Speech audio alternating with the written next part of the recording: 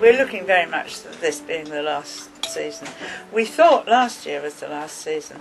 We were quite surprised that, we could carry on. 3 years ago we thought we were going to have to get out much more quickly because the coast was going very fast at that point. We are really living on borrowed time at the moment.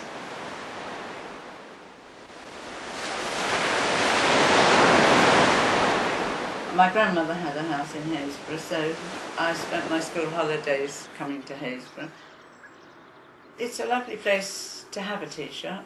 Maybe not quite as busy as you would be if you were in a town, but it is a lovely area, and particularly before the ramp collapsed, you did get a tremendous number of people using Happisburgh Beach. It's just a nice place to come, and everybody's very friendly. It's a friendly village and a wonderful community. I mean, everybody supports everyone else. You would never feel you were on your own living in a place like Happisburgh. As far as the community is concerned, the Happisburgh Tea Shop is part of the scenery. It's been here as long as they can remember almost. It is a landmark really, and it is somewhere that people would be quite sorry to see go. I bought the business 26 years ago and have gradually built it up over the years. Jill joined me about 2 years after I started, so that there were two of us running it.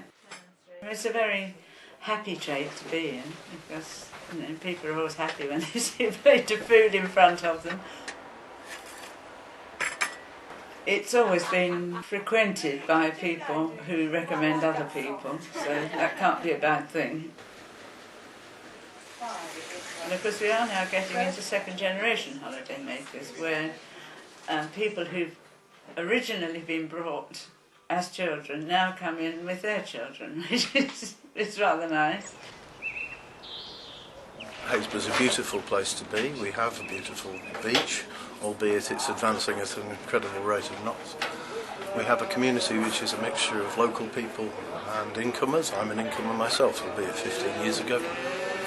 And we have a very vibrant community. It is a village with a huge amount of life in it, involving every age and every kind of person, whether they be local or not. So we have a community in the real sense of the word. But of course it is built on shifting sands, if you'll excuse the pun. To start with, you had to choose, if you came here, whether you wanted a sea view or a lighthouse view. You now get a sea view wherever you are in Cliff House, whether you like it or not.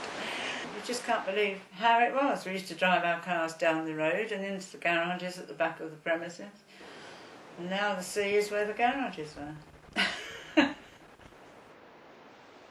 Customers used to come in and say, I'm sure you've lost quite a bit of cliff down there. I walked across some eccles and there seemed to be bits of the cliff moving.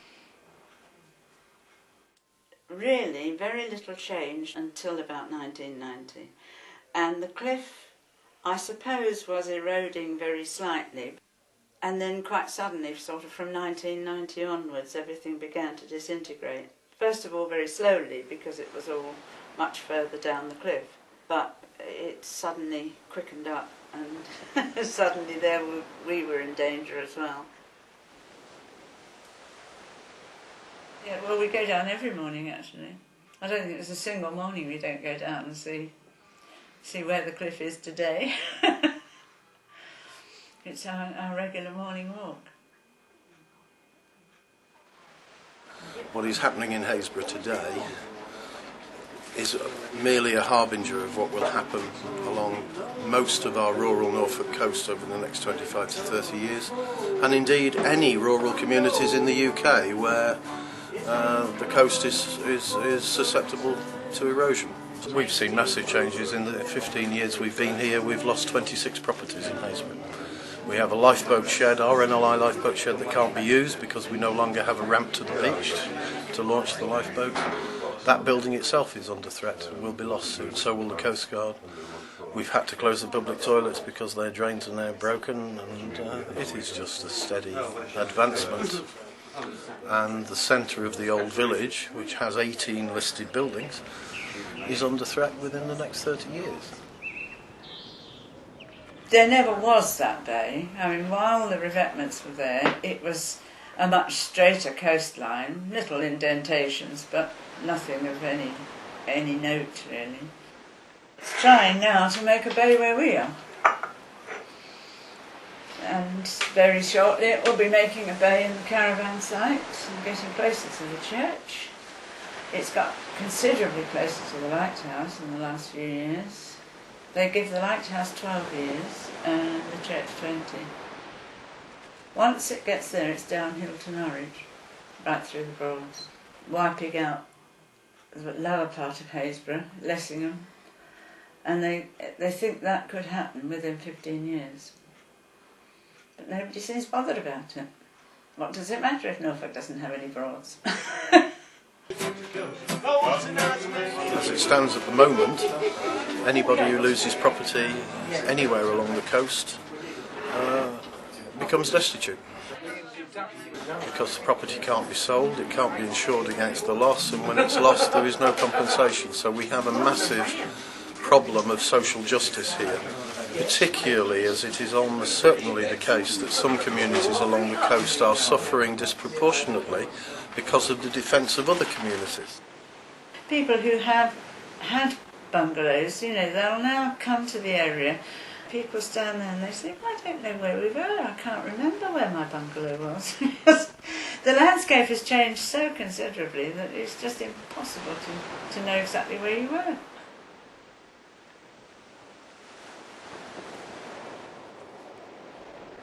We're quite optimistic sort of people, but we'll both be glad when the decision is made one way or the other. You start feeling, a little bit hard done by. You think, why doesn't somebody help us? In a way, you can't do what you would like to do. That is the worst thing. I mean, what we had every intention of doing, when the business was flourishing, was to hand it over to one of Jill's sons. He was prepared to put some money into it and build it up. But, obviously that isn't to be, because nobody starting out in life is going to be prepared to settle for something like this, that they know they'll lose in a couple of years. So, all the plans and things that you have for the future, you have to rethink. It is a very stressful existence. A lady 2 doors down the road, an elderly lady, said she'd rather die in her bed than have to move from her cottage, which she thought she'd got for life. Apparently the council cannot force you to leave. If you want to stay until your feet are dangling in the water, they can't actually force you to get out. But I suppose they would carry you out kicking and screaming at the very end. Yeah, yes, you do hear the clumps when they go down. And then very often it just trickles as well. You don't hear that, of course, but you hear it when you get a sizeable chunk. Is that frightening? Well, yes, I suppose it is really, but you get used to anything, don't you?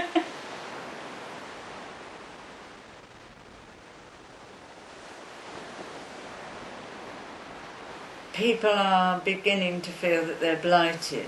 They've got the feeling, that doom is hanging over them. People just feel that nobody's doing anything for them.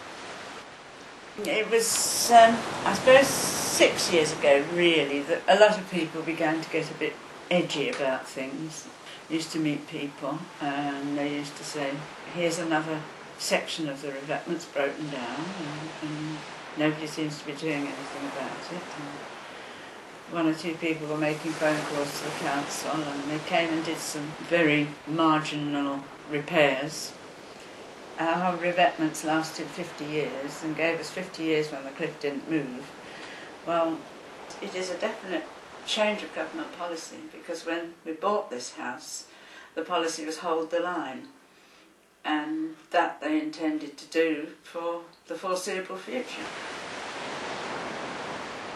So eventually we decided that it would be a good idea to call a meeting and booked a hall for it, and unfortunately the hall wasn't big enough. Well, I suppose fortunately really, it was a good thing. So we had to hastily contact the vicar and ask if we could use the church. And we filled the church with people who were worried about it. So obviously it was a very common concern. We decided that we would form a sort of group, and I took names, and one of the names that came up was Malcolm Kirby's, who was a newcomer to the village at the time, but who had had experience of running campaigns. It'll certainly be very difficult to cope with the loss of the tea rooms. Really, I think from my point of view, I see a huge loss to the community. What they've put into the community over the years is really quite remarkable. You can't work that closely with people over 6 years and not have an affection and an admiration for them and their stoic approach to life, you know, in all the adversity that they face. I mean, it just piles on one on top of the other for them. But their spirit is absolutely remarkable, and it's totally unquenchable. And it will be a huge loss to this community when we lose that up there. No traffic.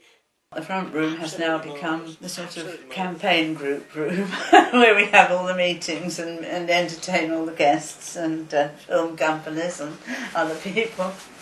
And although we still haven't got hard defences sitting down there to stop us falling off the cliff, we have made huge waves in government circles and, well, all over the place. I mean, we are raising our own funds for protection to start with.